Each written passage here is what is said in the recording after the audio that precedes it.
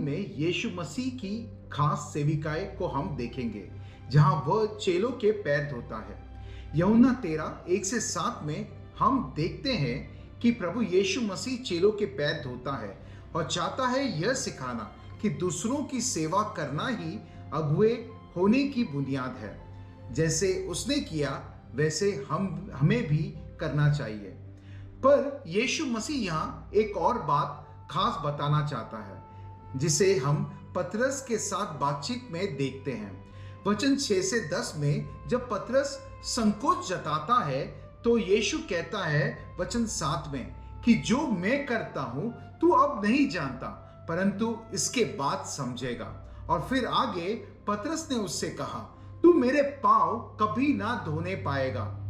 यह सुनकर यीशु ने उससे कहा, यदि मैं तुझे ना धोऊं तो मेरे साथ तेरा कुछ भी साझा नहीं। बाद में पतरस कहता है कि सिर्फ पैर नहीं पर मेरे हाथ और सिर भी।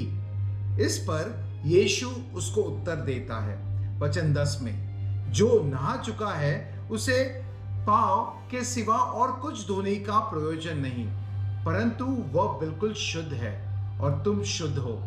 यीशु मसीह ने हमें तब शुद्ध किया जब हमने उस पर विश्वास किया कि वह ही परमेश्वर का एकलौता पुत्र है और जो हमारे पापों के खातिर क्रूस पर बलिदान हुआ। आज भी वह हमें अपने पापों पर विजय दिलाता है। जैसा यूहन्ना 15:3 में यीशु कहता है, तुम तो उस वचन के कारण जो मैंने तुमसे कहा है शुद्ध हो। पर हमें यहाँ प्रभु यीशु मसीह के मुख्य सेविका हमारे प्रति दिखाई देती है। आज भी यीशु हमारे आत्मिक पैरों को धोना चाहता है। हमारे पैर जो दिन भर की अवस्था से गुजरते हैं और दिन भर की यात्रा में हम बहुत लोगों से मिलते हैं, जिससे उनके जीवन के अंश हमारे साथ जुड़ते हैं जो शायद अच्छे ना हो। तो जरूरी है कि हम अपने प्रभु यीशु मसीह के पास आए ताकि वह उसे अच्छे से धो सके। और वह मार्ग जो स्वयं यीशु मसीह का है, हमारा चाल चलन बिना दाग और गंदगी का हो। यीशु मसीह हमें आत्मिक रीति से तैयार करता है ताकि हम उसके सुसमाचार के तैयारी के जूते पहन सके और हमारे बारे में कहा जाए, क्या ही सुहावने है वे पैर जो सुसमाचार ले आते हैं।